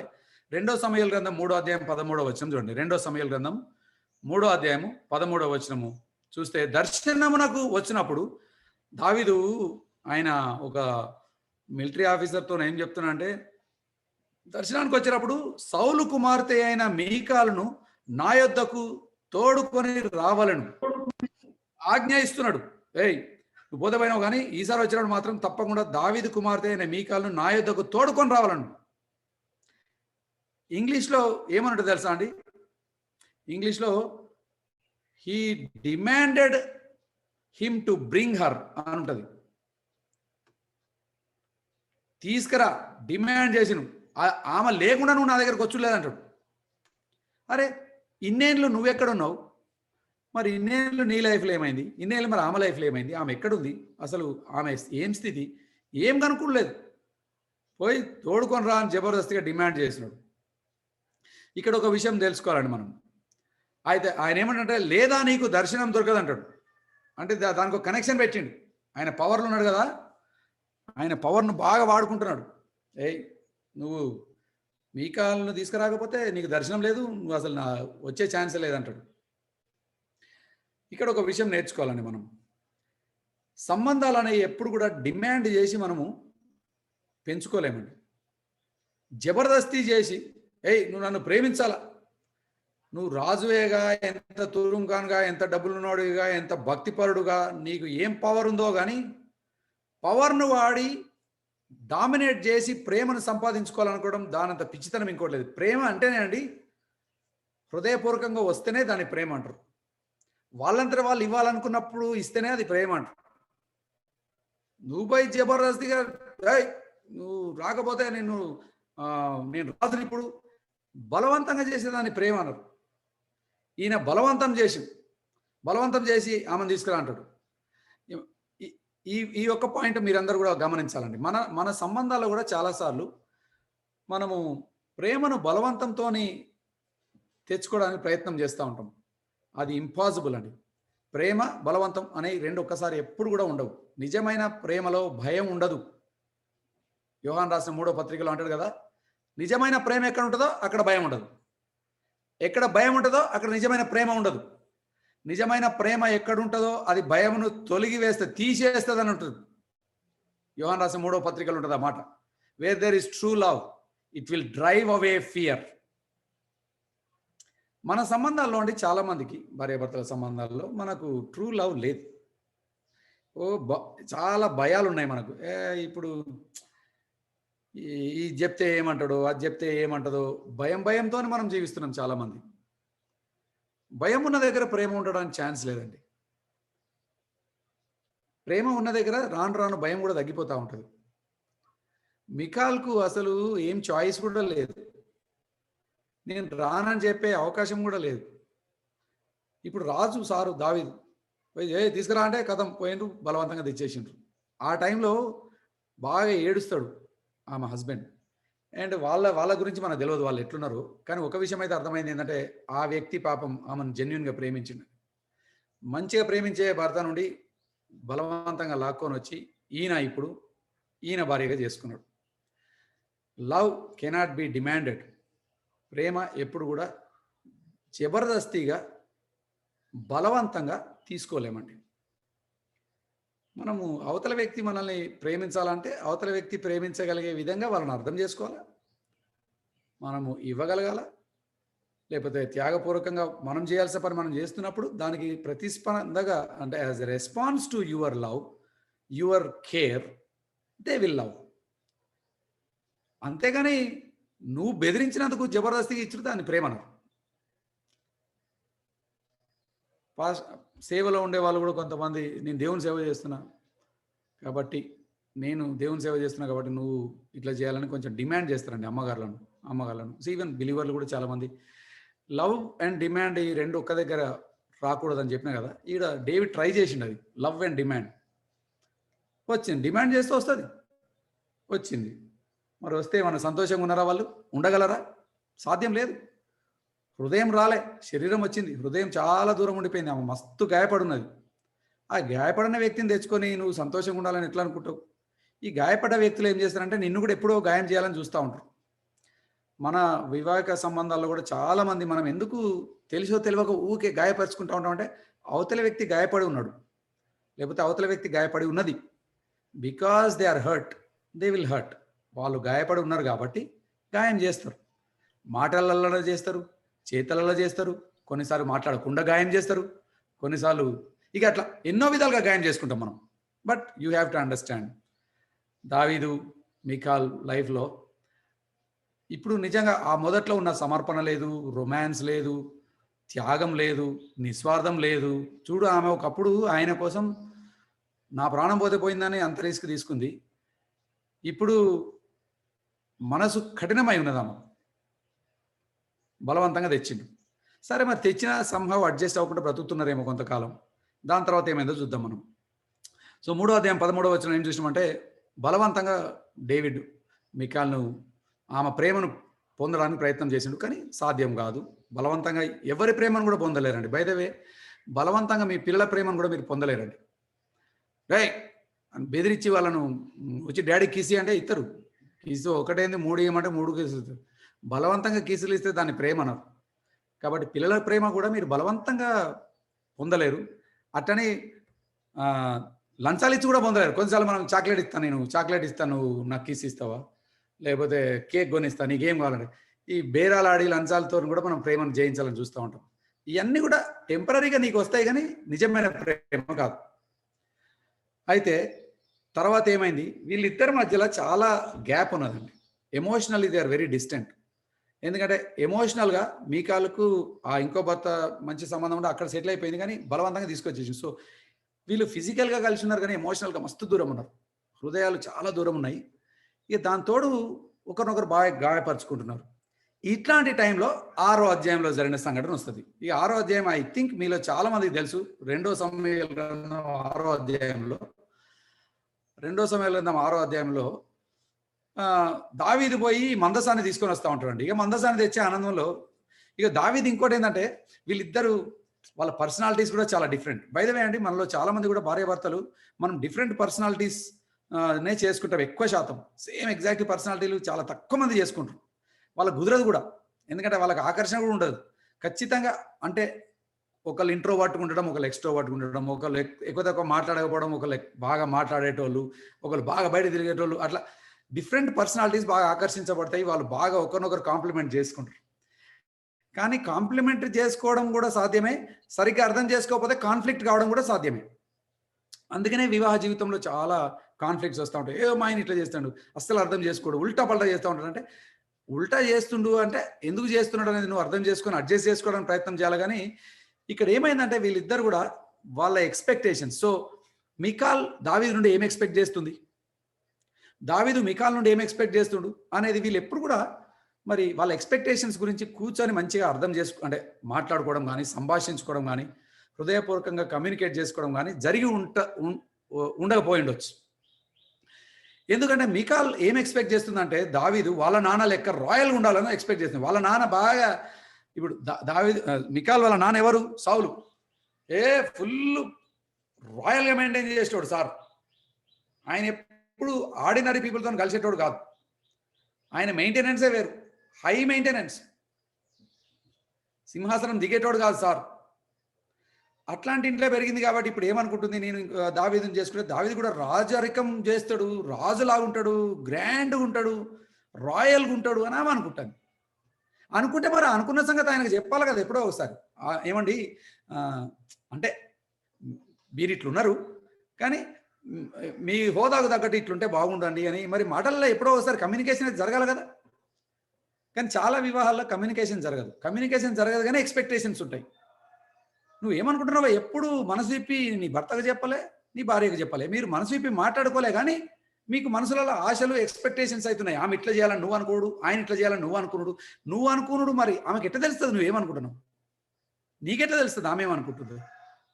అందుకే మనకు కమ్యూనికేషన్ చాలా అవసరం అండి. అన్‌ఫార్చునేట్‌లీ ఈ ఫ్యామిలీలో నో కమ్యూనికేషన్. ఆమెకు మనసులో ఒకటున్నది. దావీదు ఇట్లుంటే బాగుండని. మరి చెప్పాలి కదా ఎప్పుడో ఒకసారి. సరే నువ్వు కమ్యూనికేట్ చేస్తే ఆయన కాదంటాడనుకో. అట్‌లీస్ట్ కాదన్న ఆయనకు తెలుస్తది. ఓహ్! నా నుండి ఈమె ఇది ఎక్స్‌పెక్ట్ చేస్తుందని. కానీ చాలా కుటుంబాల్లో అవతల వ్యక్తి ఏం ఎక్స్‌పెక్ట్ చేస్తుండో కూడా మనకు తెలవదండి. ఇంకో విషయం ఏందో తెలుసా అండి? ఇప్పటికి నేను ఇన్నేళ్ల నుండి కౌన్సెలింగ్ చేస్తున్నా కదా! ఈ ఎక్స్‌పెక్టేషన్స్ కూడా మారుతా ఉంటాయి టైమ్. ఒకప్పుడు నా నుండి నా భార్య ఏం ఎక్స్‌పెక్ట్ చేసింది, నేను నా భార్య నుండి ఏం ఎక్స్‌పెక్ట్ చేసినా అది డిఫరెంట్‌గా ఉండేది. డిఫరెంట్ స్టేజ్‌లో ఎక్స్‌పెక్టేషన్స్ మారుతా ఉంటాయి. లైఫ్ స్టేజెస్ మారుతున్నా కొలది ఎక్స్‌పెక్టేషన్స్ మారుతా ఉంటాయి. ఎక్స్‌పెక్టేషన్స్ మారుతున్నా కొలది మనం సమయం తీసుకొని వాటిని కమ్యూనికేషన్ నేర్చుకోకపోతే అండి ఏమైద్దంటే గ్యాప్స్ క్రియేట్ అయితాయి. నీకున్నది ఒక ఎక్స్‌పెక్టేషన్ కానీ అవతల వ్యక్తికి తెలవదు. క్లూలెస్. తెలవకుండా వాళ్ళు చేసేది వాళ్ళు చేస్తున్నావు, నువ్వు చేసేది నువ్వు చేస్తున్నావు, ఒకరినొకరు గాయపరుచుకుంటున్నారు. ఇగో ఇక్కడ మనందరి కుటుంబాలలో ఇదే డ్రామా అయితది. అందుకనే నేను ఈ రోజుకి నిజంగా బైబిల్‌లో జరిగిన ఒక కేసుని తీసుకొని మనమేం నేర్చుకోవచ్చు. మరి నీకు ఆయన రాయల్‌గా ఉండాలని నీకుంటే మరి ఎప్పుడైనా పక్కకు కూర్చోబెట్టి చెప్పు. ఇప్పుడు పెళ్ళై కొంతకాలం అయింది కదా మళ్ళా. ఇప్పుడు మళ్ళా నిన్ను తీసుకొని ఇంతకాలం అయింది చెప్పు, ఏమండి మీరు ఇట్లుంటే మంచిగా ఉంటుందని. బట్ సమ్‌హౌ లవింగ్‌గా కమ్యూనికేషన్ జరగలేదు. జరగకపోవడం కాకుండా ఇప్పుడు చూడండి 6వ అధ్యాయం 16వ వచనం. 16వ వచనం ఏముంటదంటే, సౌలు కుమార్తె యగు మీకాలు కిటికీలో నుండి చూసి, కిటికీల నుండి చూసిందట. ఇక యెహోవా సన్నిధికి గంతులు వేయచ్చు నాట్యం ఆడుచున్న దావీదును కనుగొన్నదట. ఆయన ఫుల్ దిల్దార్. ఇగో ఈమెనేమో కొంచెం రాయల్ హై మెయింటెనెన్స్ లేడీ, ఈయననేమో మొత్తం గొర్రెల వెనుక తిరిగి పెరిగిన క్యాండిడేట్, పీపుల్ పర్సన్, మనుషుల మనిషి, గ్యాంగ్ మనుషులు ఎక్కడ కనబడితే ఆడ పోయి తిరిగే రకం. ఈమె సింహాసనం అంటే రాజుల కుటుంబం పెరిగిన ఈమె. సో ఇంత డిఫరెన్స్ ఉన్నది, పర్సనాలిటీ డిఫరెన్స్ ఉన్నది, వాళ్ళ ఎక్స్పెక్టేషన్స్ డిఫరెన్స్ ఉన్నది. ఈయనకు తోస్తలేదు నేను చేసేది తప్పని, మంచిగా పడి అందరితో మంచిగా డ్యాన్స్ వేస్తుండు. బై ద వే అండి, కొంతమంది ఏమంటారంటే ఆయన మరీ నగ్నంగా డ్యాన్స్ చేసిండు, అది చాలా తప్పు చేసినట్టు, కానీ అది దట్ ఈస్ నాట్ ట్రూ. అక్కడ మొత్తం బట్టలు ఇప్పేసి డ్యాన్స్ చేసినా లేదు. ఆయన మంచిగానే మంచి బట్టలే వేసుకొని ఉన్నాడు, బట్టలు ఇప్పి ఏం చేయలే, అంత ఇన్అప్రాప్రియేట్ థింగ్ ఏం చేయలే. కానీ ఆయన ఆర్డినరీ పీపుల్తో కలిసిపోయి ఆనందంగా డ్యాన్స్ వేసిండు. బట్టలు వేసుకొని ఉన్నాడు కానీ ఆర్డినరీ పీపుల్తో కలిసిపోయి డ్యాన్స్ వేసిండు. అదే ఆమెకు నచ్చలే, ఆర్డినరీ పీపుల్తో కలిసి నచ్చలే. ఏమంటాడు 16వ వచనంలో, తన మనస్సులో అతని హీనపరచెను అంటది. తన మనస్సులో అతని హీనపరచెను అంటది. అక్కడ చాలా మంచి మాట అండి. తన మనస్సులో అతన్ని హీనపరచెను అంటే ఆమె ఎంత గాయపడ్డదంటే షీ హేటెడ్ హిమ్ అని ఉంటుంది. ద్వేషించడం స్టార్ట్ చేసింది. ఎక్స్పెక్టేషన్స్ ఉన్నాయి కానీ కమ్యూనికేషన్ లేదు, లవ్ లేదు, కమ్యూనికేషన్ లేదు. లేకపోయేసరికి ఏమైందంటే ఇప్పుడు హేట్రెడ్ వచ్చింది, ద్వేషం వచ్చింది. ద్వేషం వచ్చి ఆమె ఆయనని ఇప్పుడు ద్వేషించడం స్టార్ట్ చేసింది. ద్వేషించడం స్టార్ట్ చేస్తే అంతటితో ఆగుతుందా? ఈ ద్వేషం ఎక్కడో దగ్గర బయటికి అయితే రావాలి కదా. ఎట్లా బయటకు వచ్చిందో చూడండి. 20వ వచనం చూడండి. 20 ఇప్పుడు ఆయన డ్యాన్స్ వేసి వచ్చేసిండు. నోరు మూసుకొని ఉన్నా బాగానే ఉండు, లేకపోతే మనం కొంచెం మంచి టైంలో ఇంకో విధంగా చెప్పినా బాగానే ఉండు. కానీ దీన్ని వ్యంగ్యం అంటారు, అపహాస్యము, ఇంగ్లీష్లో సర్కాజం అంటారు.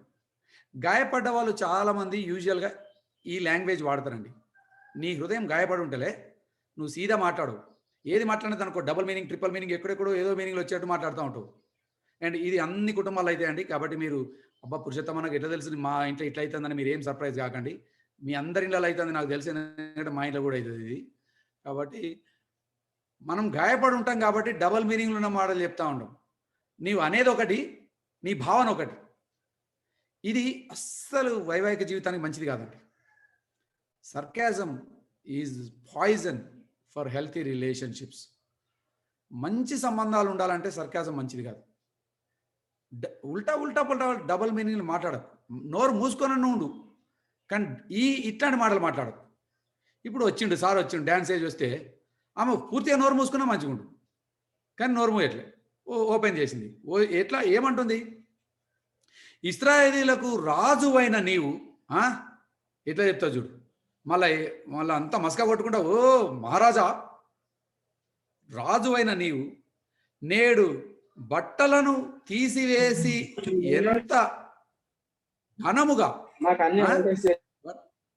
ఎంత ఘనముగా కనబడితివని అపహాస్యము చేసినందున అని ఉంటుంది. ఎంత ఘనంగా కనబడారండి, ఎంత గ్రాండ్గా ఉన్నారండి, ఎంత రాయల్గా ఉన్నారండి. అబ్బా రోడ్డు మీద నిన్ను చూస్తే ఎంత రాయల్గా ఉన్నావంటే చెప్పలేనంత రాయల్గా ఉన్నావని అన్నది ఈమె.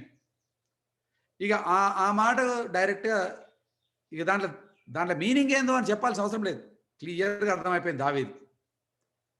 ఇగో సార్ నేను చేసింది నీకు నచ్చలేకపోతే దాన్ని చెప్పే విధానం ఒకటి ఉంటుంది. ముందన్నా చెప్పాలా లేకపోతే దాని తర్వాత చెప్పాలి, కానీ చెప్పే విధానం ఒకటి ఉంటుంది. నువ్వేంది నా లైఫ్ని కంట్రోల్ చేసేది? నేనేం వేసుకుంటా, నేనేం చేస్తా, ఏమంతో డాన్స్ చేస్తా, గేని నువ్వు కంట్రోల్ చేస్తావా? ఇప్పుడు చూడండి, ఈమె చెప్పాల్సిన విధంగా చెప్పకపోయేసరికి, కమ్యూనికేట్ చేయాల్సిన విధంగా చేయకపోయేసరికి టోటల్ రివర్స్ రియాక్షన్ వస్తుందండి.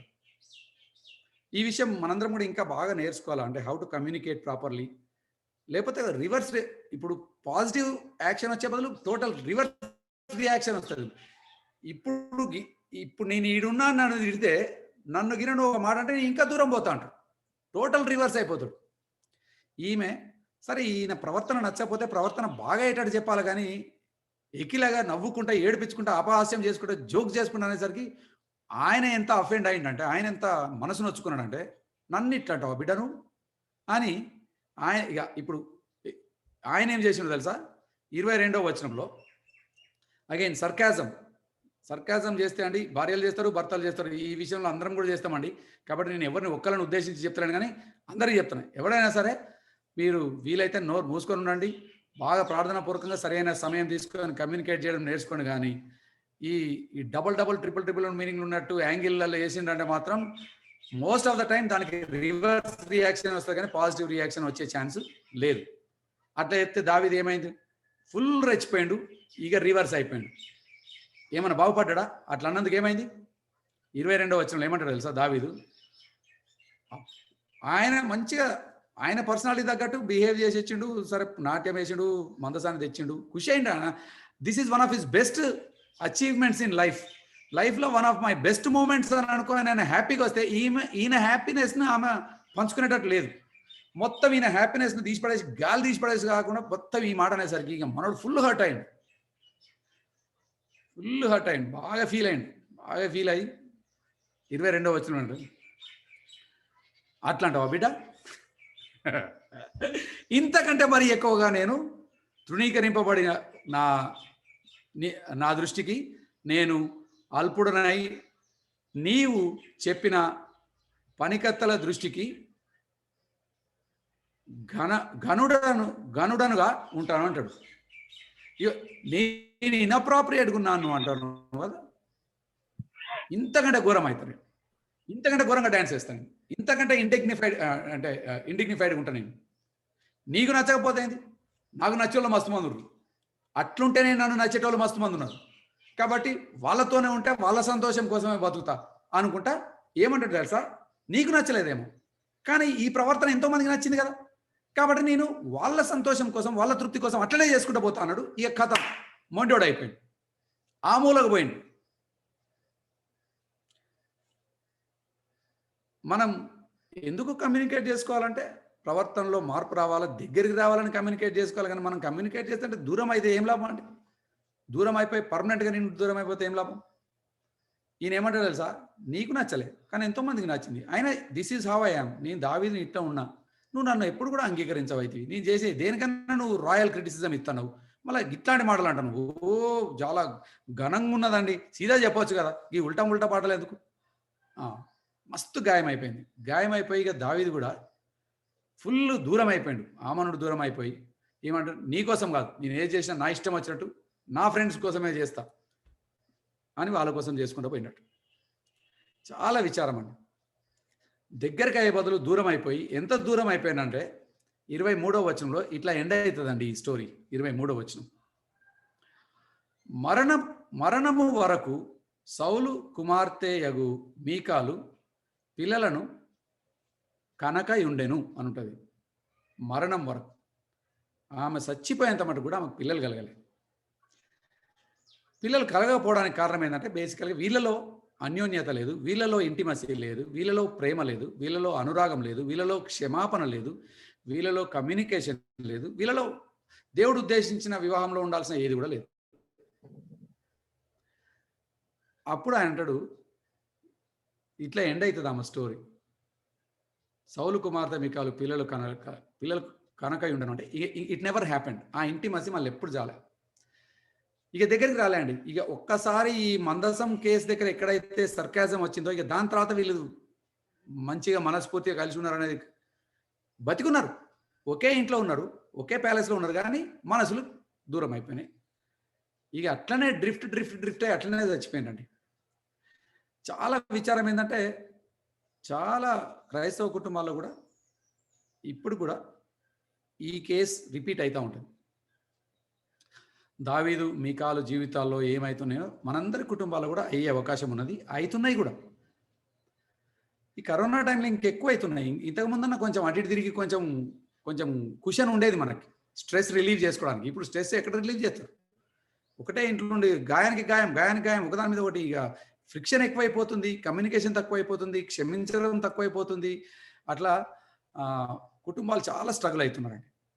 కాబట్టి ఈరోజు జస్ట్ ఈ 2 వాక్య భాగాలు మీ దృష్టికి తేవాలనుకున్నా. అండ్ మీరు ఎలా ఉన్నారో నాకు తెలియదు, కానీ ఎట్లా ఉన్నా మనం ఎప్పటికప్పుడు తరచుగా పరీక్షించుకొని సరిదిద్దుకుంటే అండి ప్రతి కుటుంబం కూడా మళ్ళీ దేవుడు ఉద్దేశించిన విధంగా మనసులో అర్థం చేసుకొని ఆయనకు మహిమకరంగా ఉండే అవకాశం ఉన్నది. ఎందుకంటే దేవుడు అది సాధ్యం చేస్తాడు.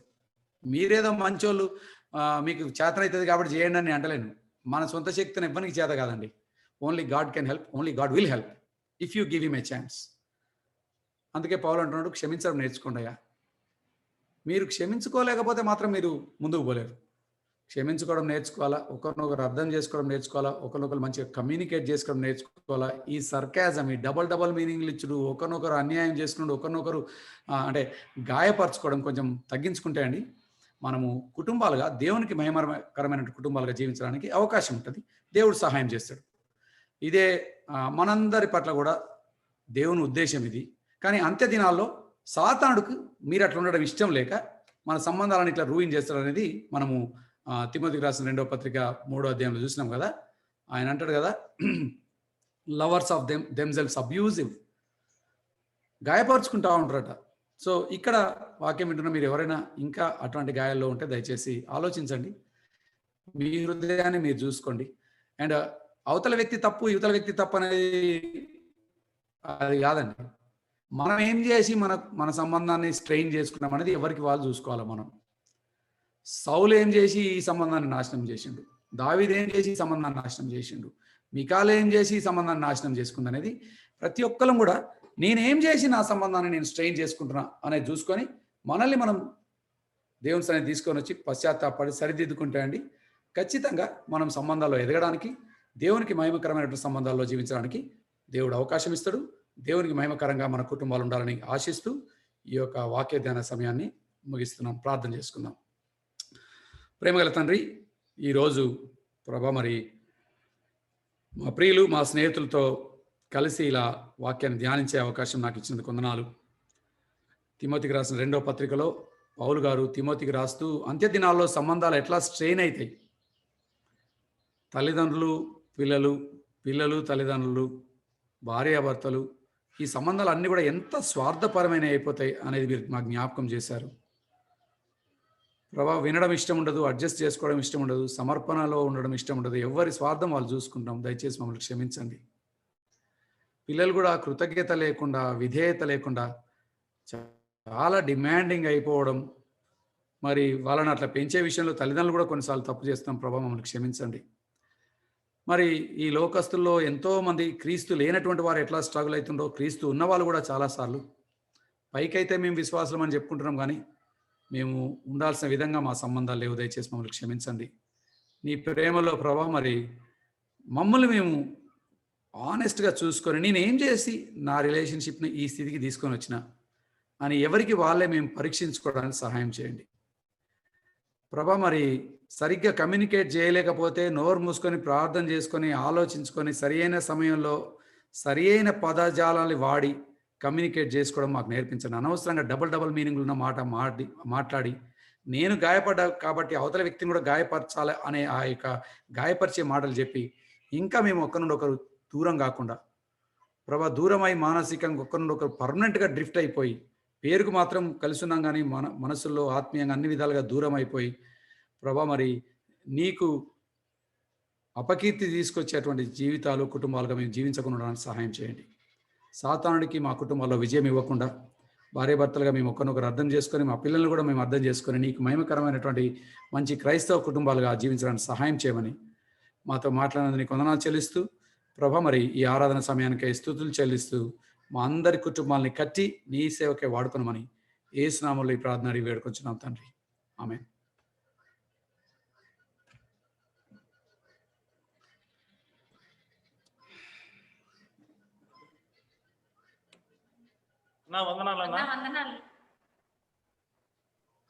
Praise the Lord. వందనాలు నాన్న, వందనాలు.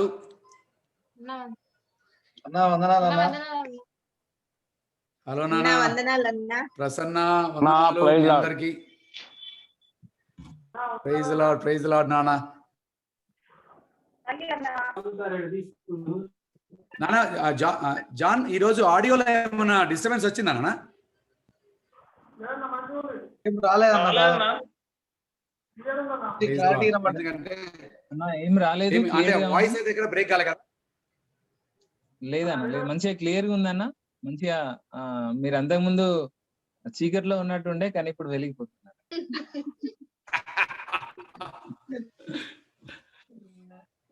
యాక్చువల్గా నేను ఒక లైటింగ్ సెట్టింగ్ ఒకటి చేంజ్ చేసినారా, బట్ నా ఆడియో ఈసారి I wanted to make sure audio అన్నా ఏమి అంతరాయం లేకుండా మంచిగా వస్తే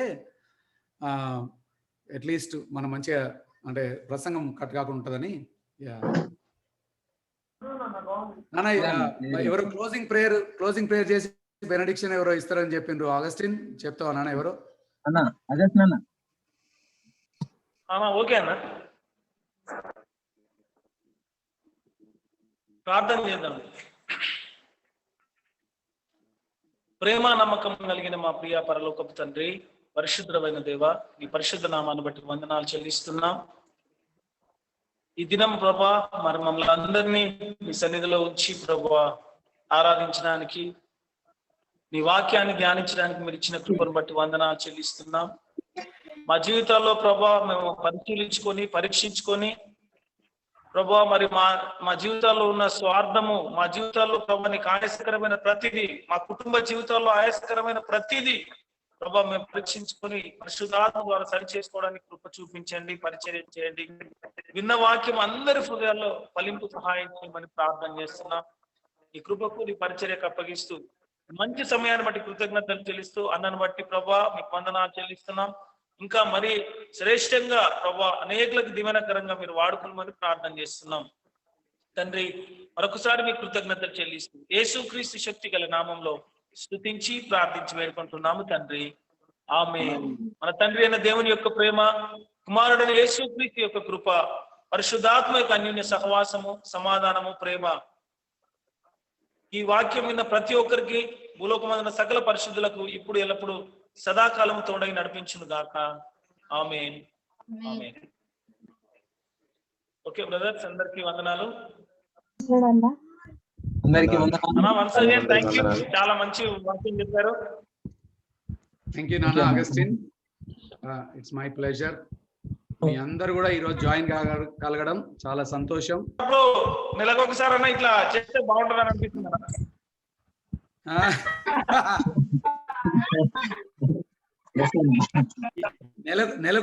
నెలకొకసారి ఇదే అంశమా అగస్టిన్, లేకపోతే వేరే మన వాక్యం చెప్పన్నా అన్నా?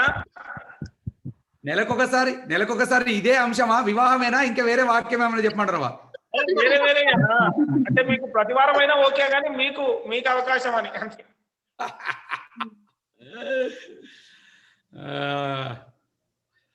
చాలా సంతోషం అన్న. ఇలా మీరు టైం ఇచ్చేది ఉంటే మేము ఇట్లా అందరం కలిసి జాయిన్ అవుతాం అన్న. So that will be personally blessed అన్న. అంటే ఈ సమయంలో ఒక్కొక్క దగ్గర ఉన్నా కూడా మేము అందరం ఇప్పుడు దాదాపు 3-4 చర్చెస్ మేము కలిసి ఇట్లా గ్యాదర్ అయ్యి మేము వినడానికి మంచి అవకాశంగా ఉంది కాబట్టి. అవునా, దాట్స్ ట్రూ. యాక్చువల్గా నేను కూడా అంటే నేను ఫస్ట్ బెంజీతో మాట్లాడినప్పుడు ఉత్తగా బెంజీ వాళ్ళ చర్చ్ సహవాసం వాళ్ళతోనే వాక్యం చెప్తాను అనుకున్నాను.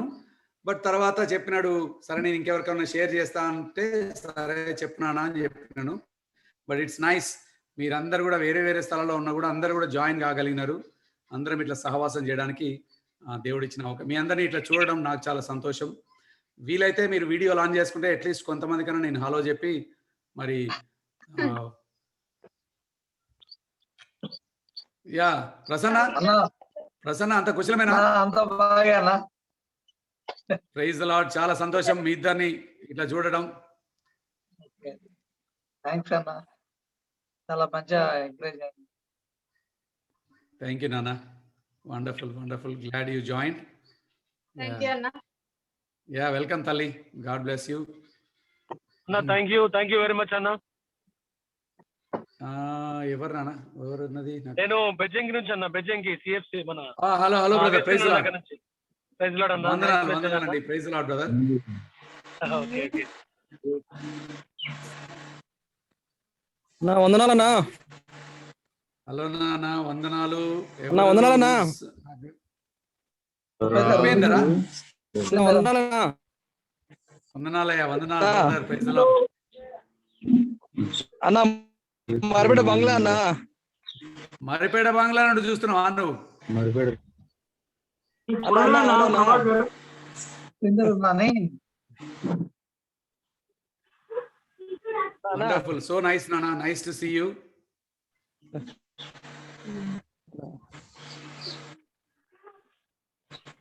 మీరు అందరు అన్మ్యూట్ చేసుకోవచ్చండి, అన్మ్యూట్ చేసుకునే ఆప్షన్ ఉంది. పాజిబుల్ అయితే అందరం వీడియో ఆన్ చేసుకుంటాం. అదే అందరు ఒక్కసారి చేసుకోకుండా.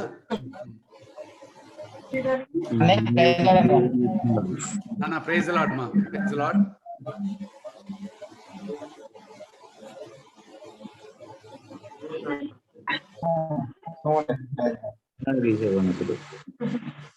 Prabhakar sahab, praise the lord.